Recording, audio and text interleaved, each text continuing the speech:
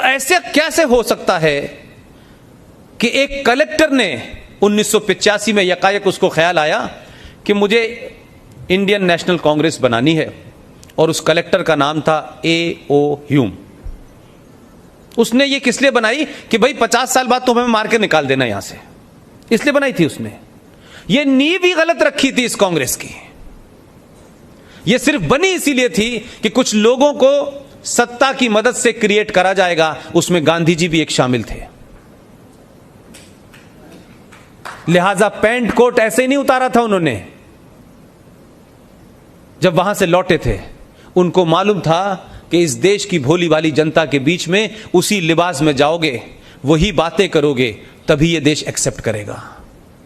एक कोई मुझे ऐसी घटना बता दीजिए जब गांधी जी ने इस देश के क्रांतिकारियों को,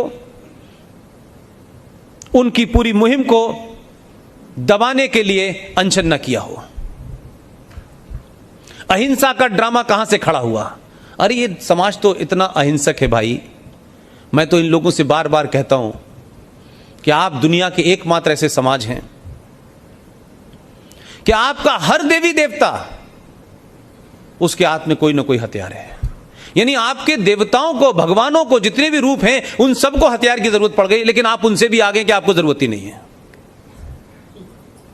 हथियार की हमें जरूरत ही नहीं है। हमें क्या जरूरत है? हमारे भगवान के पास है तो हथियार।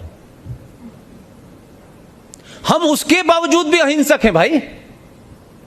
कोई इतिहास में ऐसी घटना नहीं मिलती कि हम किसी को लूटने के लिए गए हों, हम किसी को कैप्चर करने गए हों और लूट के माल को हमने फिर बांटा हो।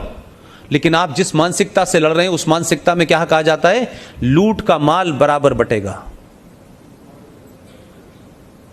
और ताज्जुब की बात यह है कि माल तो सब बांटते हैं, लेकिन sorry to use this word, लेकिन वो इंसान और औरतों को भी माल समझते हैं। उनके यहां औरतें जो उस जंग में पकड़ी जाती हैं, उनको भी बराबर बांटा जाता है। 5 सरदार को जाएंगी, फिर उससे नीचे जाएंगी। ये उस सभ्यता के लोगों से आप लड़ रहे हैं। कोई मेल है आपका? 70 साल में आपने मुल्क दे दिया, और गांधी जी ने तो महान कार्य किया। जो भजन था आपका एक, उस भजन की लाइन इसलिए बदल दी कि शायद मुसलमान खुश हो जाएं, लेकिन वो तब भी खुश नहीं हुए। आप सबको पता होगा वो भजन ओरिजिनल, ईश्वर अल्लाह तेरा नाम, सबको सम्मति दे भगवान। ये लाइन कहां से आई? हमने तो अपने लाइन भी बदल दी, भजन भी बदल दिया। हमारे साथ जो हुआ 700 साल, उसको भी हमने भुला दिया। उसके बावजूद भी जो यहां रह गए हिंदुस्तान में, उनमें से किसी को मारा नहीं।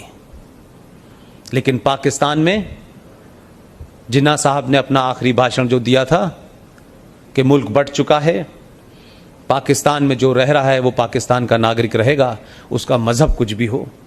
लेकिन जिन्ना साहब की मौत के बाद उसको इतिहास के पन्ने से निकाल के फेंक दिया। और पूरे पाकिस्तान में जिस माइनॉरिटीज़ की बात वो कह रहे थे कि माइनॉरिटीज़ को कैसे रखा जाता है, ये कहने के लिए बहुत अच्छा है कि 2 लोगों को आप टीवी पे दिखा दें।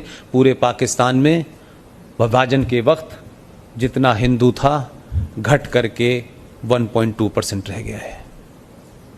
लेकिन हमें देखिए, हमने 500 साल के बाद, 700 साल की गुलामी के बाद भी हमने इस गलतफहमी से बाहर नहीं आए। देश बांटा कि शायद ये संकट खत्म हो जाएगा और अब ये चुप हो जाएंगे। लेकिन 70 साल में आपके नेशनल टेलीविजन पे लोग आकर के कहते हैं कि पहले तो 7 करोड़ थे तब हमने पाकिस्तान ले लिया था, अब तो हम 35 करोड़ हैं। वो आपको टर्म डिक्टेट कर रहे हैं। 70 साल में आप फिर दोबारा वहीं पहुंच गए, और वो आपको चाहते हैं कि ऐसे हालात कर दें कि आप फिर कोई नया कंप्रोमाइज कर लें।